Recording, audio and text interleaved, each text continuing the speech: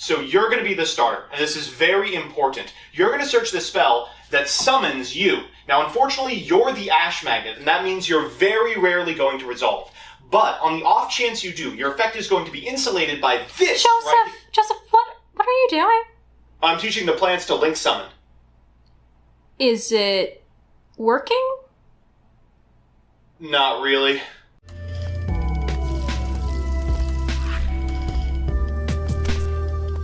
Good afternoon, Jank enthusiasts. I'm MBT, and this is 10-Minute Testing. Difo is right around the corner, and boy oh boy am I excited for the new archetypes we're getting, like Scareclaw. They don't even have their Funko Pop link. Okay, we're doing THERION Sunavalon today.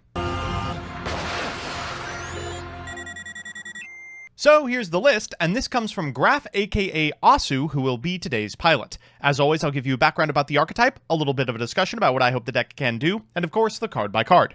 But first, this video is sponsored by Yu-Gi-Oh! Pro Deck. Yu-Gi-Oh! Pro Deck is the pack opening website that everyone's using for their progression series, but you might have missed it's also got a deck builder, a card database, and a wealth of strategy articles. I personally use it to post the Chalice Line monthly deck breakdowns, so give it a look at www.ygoprodeck.com. With that, let's slide into Sunavalon. Sunavalon is the deck played by Spectre, our very own Brain Cell. This deck uses the wealth of plant-based and ethical extenders to set up powerful link combos, all from a starting board of one genus loci.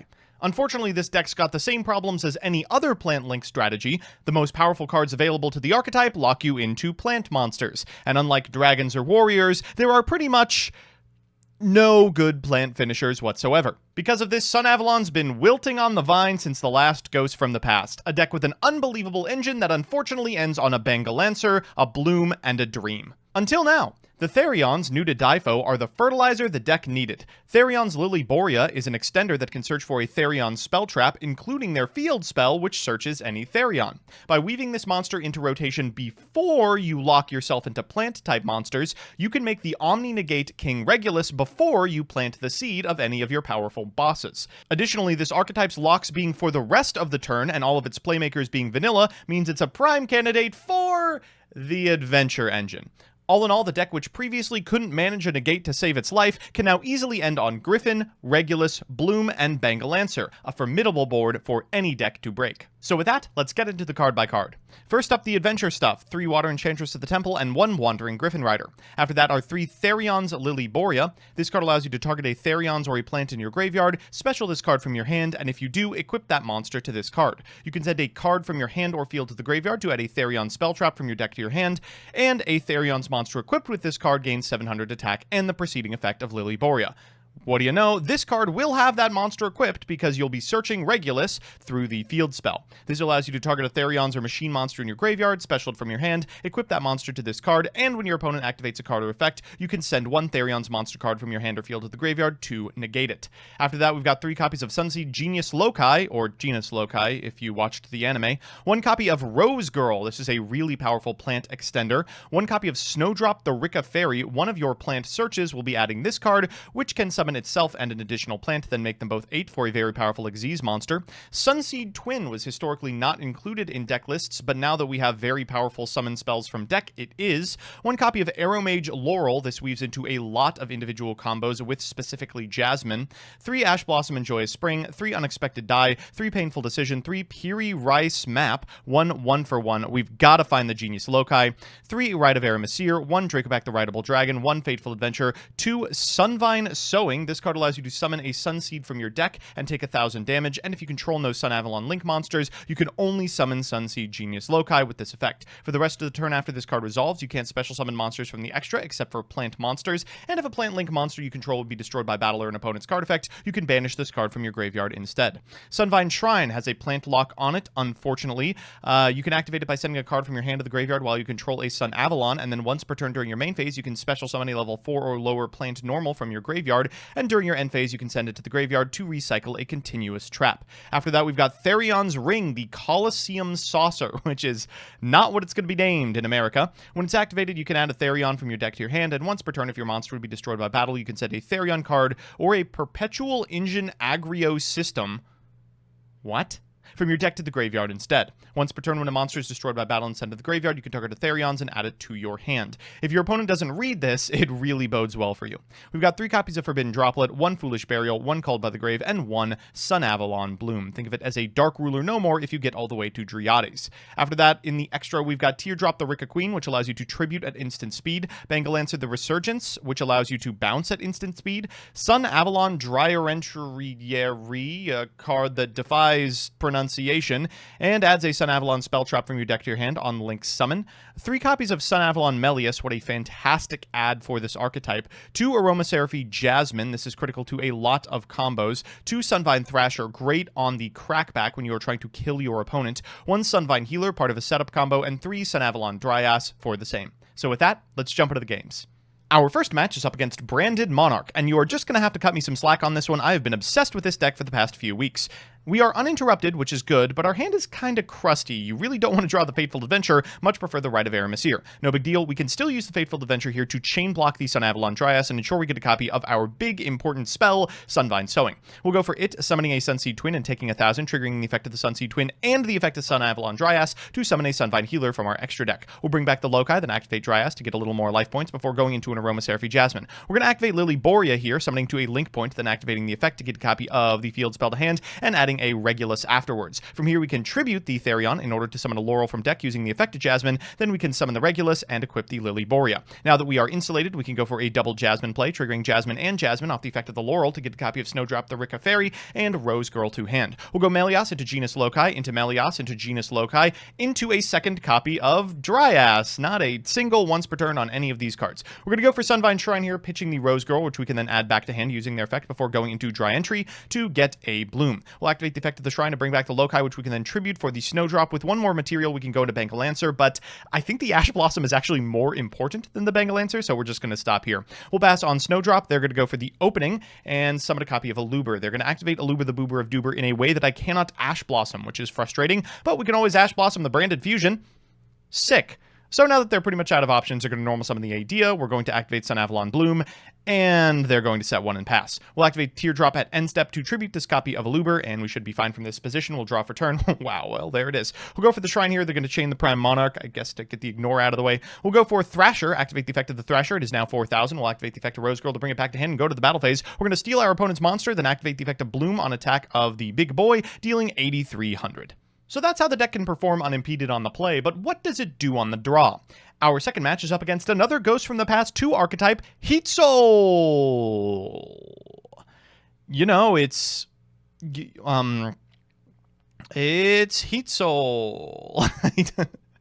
Oh, Heat Soul Control, we hardly knew ye, but the meta has absolutely eclipsed this deck. Draw 2 is probably not enough. Now, we are going to have to chew through 2 copies of Solemn Judgment here, but no big deal. We're going to go for a Sunseed Genius Loci. We'll activate Rite of Aramesir. There's 1 Solemn Judgment, sure. Afterwards, we're going to Link Summon a Dryas, and there's the other. Unfortunately, we've drawn 4 starters, so let's go ahead and summon another Genius Loci. We'll go for the Dryas. We'll trigger the effect to get a copy of Sowing, and I'm going to be honest with you, this is just BM. We are just BMing from this position. If you see someone do this to you in tournament, you are free to call a judge. They will side with you. This is egregious. We're just going to gain a lot of life points, go for Aromatherapy Jasmine. Playing super greedy as well. We're going to go for a Laurel into a second Jasmine, which triggers both Jasmines because we're going to gain life points. We'll add from deck to hand a copy of Lily Borea because we don't have it in rotation this time. We'll target the Laurel, bring out the Lily Borea, then afterwards we can activate the Lily Borea in order to get the spell trap. We will go ahead and activate the Ring, get ourselves Regulus, go into Melias, trigger Melias and Rose Girl to bring back the Loci as well. Then afterwards we can go for the Regulus, targeting the Lily Borea, so we have negation, and again, could end this at any point, but it's very funny to just continue. Okay, finally they will concede. So it's time for game 3, and you know what that means, a best of 3 versus meta. Our opponent's on Cyberse Eldritch, and I promise this is the last time the best of 3 will be against Cyberse Eldritch. We've opened pretty well, this is everything we could ask for, but the Fateful Adventure is in the opener, which is a little crusty. We're going to go for a Piri-Res map for a Genus Loci. Never want to start at 4K, but we will get back over it. We'll go for the Rite of Aramesir and the Fateful Adventure. Now, last time we used the Fateful Adventure to chain block the Dryas, but here I think we want to actually play around as much as possible, and that means going for the Fateful Adventure early early so we can have the Griffin Rider on field when the Dryas tries to resolve. This plays around the infinite impermanence in our opponent's hand, and truth be told, we are kind of hoping they will activate something that we have to Griffin Rider over the course of this combo, because our zones are going to get very clogged. We're going to go for Healer here, and then afterwards we can go for a copy of Aromacervi Jasmine, into a copy of Laurel, into a copy of Jasmine, into a copy of Laurel, into 2 Jasmine triggers, which is going to add from deck to hand a Lily Borea and a Snowdrop. We can activate the effect of the Lily Borea, and then afterwards we can activate the second effect of Lily Borea, but I don't actually know if we have room for the Regulus on this end board. We're going to go for the Melias for the low key, into the Melias, into the low key, and then afterwards we can make the Sunavalon Mega Link, but yeah, I think we are just a little too clogged. We're going to get Bloom, we're going to activate Shrine, locking us into plants, then we'll activate Shrine again, bringing back Loci, and then go for Snowdrop. We're going to summon Snowdrop, and we're going to summon Rose Girl. We'll go into the Xyz. We will have the Negate in our pocket for next turn, but for now I think this is enough. Our opponent's going to begin with the Infinite Impermanence. You couldn't have fired this last turn, fine, whatever. We'll shuffle back, they'll go for Dotscaper into Link Disciple into Dotscaper. From here they're going to make a copy of Lingaribo. Oh god, that trades for our Sunavalon Bloom. Okay, well we can maybe still make this work. They're going to go for Magician's Souls. They'll activate the effect to draw 2.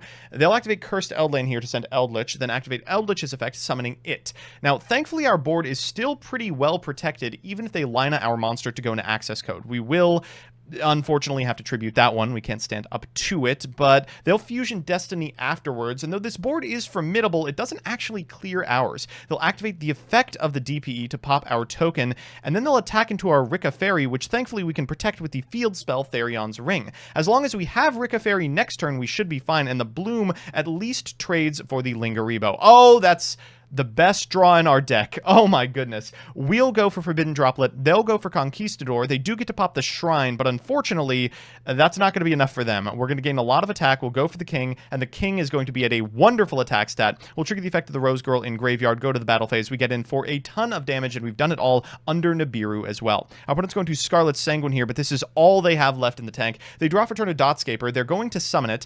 Afterwards, they're going to Tribute Summon Nibiru. We will gain some attack points off that. They'll set a copy of Wakero, then activate Eldritch's effect. We'll go ahead and negate that because we don't want our King leaving the field. They'll Celestial, which is unfortunate, but thankfully neither of those cards really do anything versus an established board. We'll draw for turn, and oh, that is so good. Oh, that's incredible. We'll go Genis Loci into Thrasher. They'll infip the Thrasher, but oh, it is too late. As long as we have a Link on our field, we can activate our Big Boy's effect and gain some attack points for our Rika Fairy. Whew. So it's time for game 2. This hand looks great, but we're going second.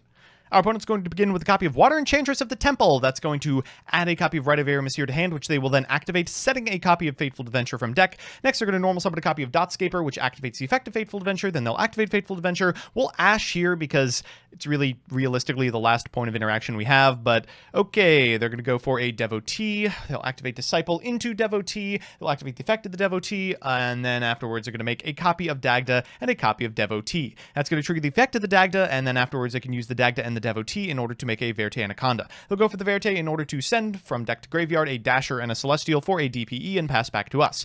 We'll draw a Forbidden Droplet. I mean, that's something. We can negate the effect of the DPE. We're going to activate Rite of Aramis.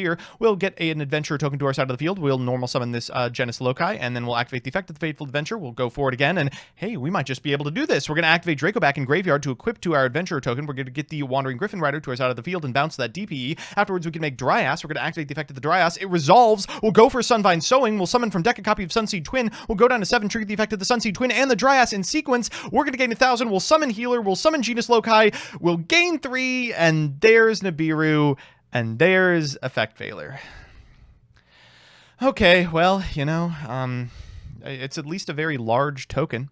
We'll Painful Decision for the Genis Loci back to hand. They'll activate Scythe at end step.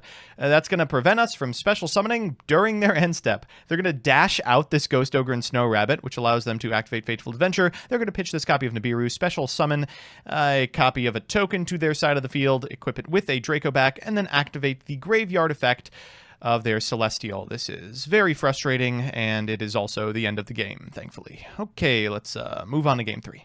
So it's time for that all-important Game 3, and not a lot you can do against Effect Veiler Nibiru. This time, however, we only have to beat the latter. Nibiru, this deck's old thorn in the side, is now going to meet its new thorn in the hand. We're going to begin with a copy of Unexpected Die. Afterwards, we'll fire off a Water Enchantress of the Temple for a Rite of Aramesir, which we will activate for a token and a Fateful Adventure. Unfortunately, we've drawn the Draco back, but no big deal. We can just activate it anyway. We'll summon this Griffin Rider to our side of the field before going into a Dryas, and then activating the Dryas to get a copy of Sunvine Sowing. We'll Sunvine Sowing to summon out a SUNSEED twin. We'll take 1,000. That'll trigger the effect of the twin and the effect of the Dryas, summoning from our extra a copy of Healer, and from our graveyard a copy of Genius Loci. We'll go for Healer, gaining another 300, and that's time in the round, ladies and gentlemen. We'll go for the Aromaseraphy Jasmine here, followed up with a Lily Borea. Thank goodness we drew this. We'll send the Loki to the graveyard to get a copy of the Colosseum Saucer. We'll go ahead and add Regulus to hand, and we do need to get it on field this time. We'll Laurel in graveyard to gain 500, triggering both Aromaseraphy Jasmines. We're going to add a Rose Girl and a Snowdrop.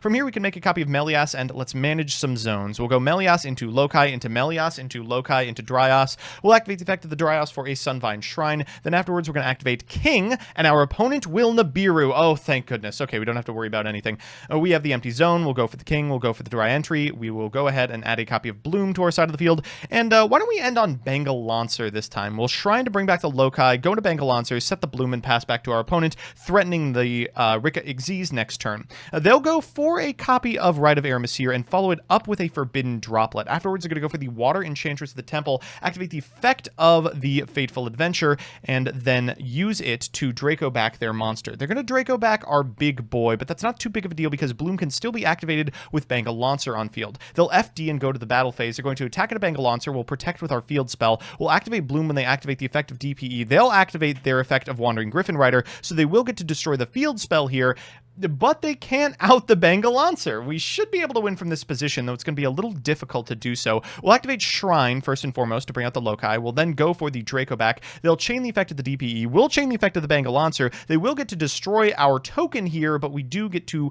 send their monster back to the extra. They will Ash our Dryas, but it's not enough. With a Snowdrop in hand, we can trigger the effect in order to go into the Xyz. We'll go to the battle phase, walk in a couple of times, and then retain the tribute for our opponent's next turn. We will end by going Fateful Adventure into Water Enchantress into a copy of Rite of Aramesir for our next turn. We'll pass back to our opponent who draws an Infip. They'll activate Water Enchantress for an Aramesir. They'll activate Aramesir to get a token to their side of the field. We will tribute the token, an abundance of caution here, but maybe should have waited a little bit. They will go for the Fateful Adventure here, and then Celestial. We have the Ash, and they will concede. So we're back with the deck, and wow, am I impressed. Let's do the pros and cons. First, the pros. 1. Oh god, the Adventure engine and the Therion's engine is such a relief. The deck can't beat a Nibiru to save its life, so having ways to beat one is very, very welcome. 2, non-linear combos mean it's going to be very difficult for an opponent to know exactly where they should be interrupting you. It tends to change from game to game. And 3, like many of the top-performing decks these days, it's got varied forms of interaction rather than just barfing out monster negates and losing to Draco back.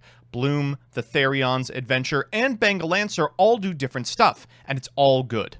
And the cons.